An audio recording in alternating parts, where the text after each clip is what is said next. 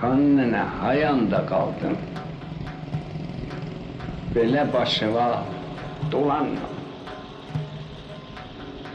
Necə mən səni itirdim, da sənin tayın tapılmaz.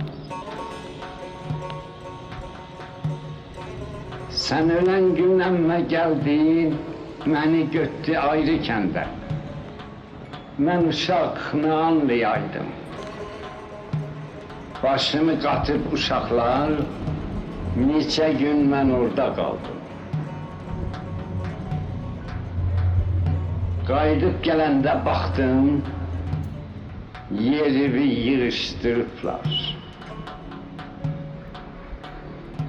Nə özün və nə yerin var. Hanı xan nənəm soruşdum.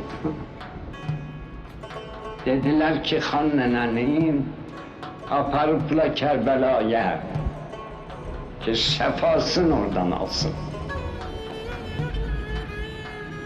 Səfəri uzun səfərdir. 1-2 il çəkər gəlincə. Necə ağlaram yanıqlı. Neçə gün elə çığırdım ki səsim sinəm tutuldu. O mən olmasam yanında özü heç yerə gedəməz. Bu səfər nə olubdu, mənsiz ödək qoyub gedibdi.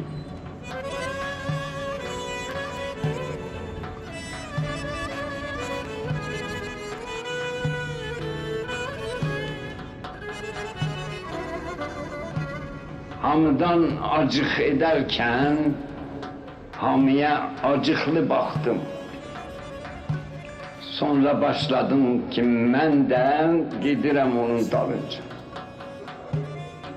Dediler seninki tezdir. İmamın məzarı üstə uşağı aparmaq olmaz. Sen oxu Kur'an'ı tez çıx. Sen onu çıxınca bəlkə gələ xan nənə səfərdə.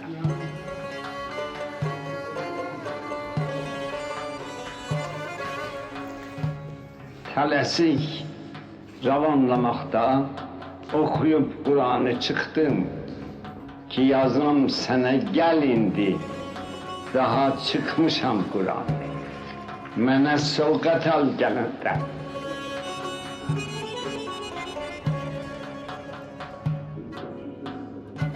Ama her kağız yazandan ağamın gözü dolardı. Sendeki gelip çıkmadın. Neçə il bu intizarla günü həftəni sanardım. Ta yavaş yavaş göz açtım, anladım ki sen ölüpsün.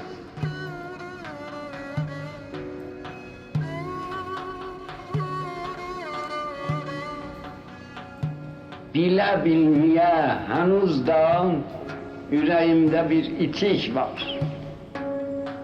Gözüm axtarar həmişə. Nə yamandır bu itiklər. Xan nənə canım, nə olaydı səni bir də mən tapaydım. O ayaqlar üstə bir də döşənib bir ağlayaydım.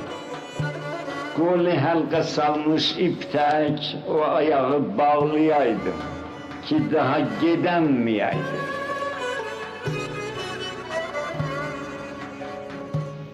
Geceler yatanda sen de məni qoynuma alardın.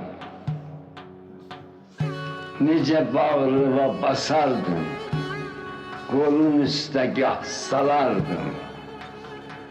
Acı dünyanı atarken ikimiz şirin yatardık. Hiç mənə acıqlamazdın. Savaşan mənə kim olsun, sen mənə havardırardın. Məni sen anam döyəndə qapıb aradan çıxardın. Elə istilik, o istək Daha kimse de olur mu? Ürəyim deyər ki, yok, yok.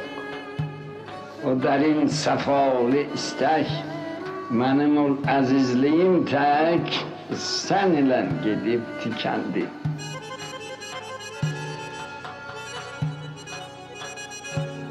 Xan nənə, özün deyərdin ki, sənə behiştə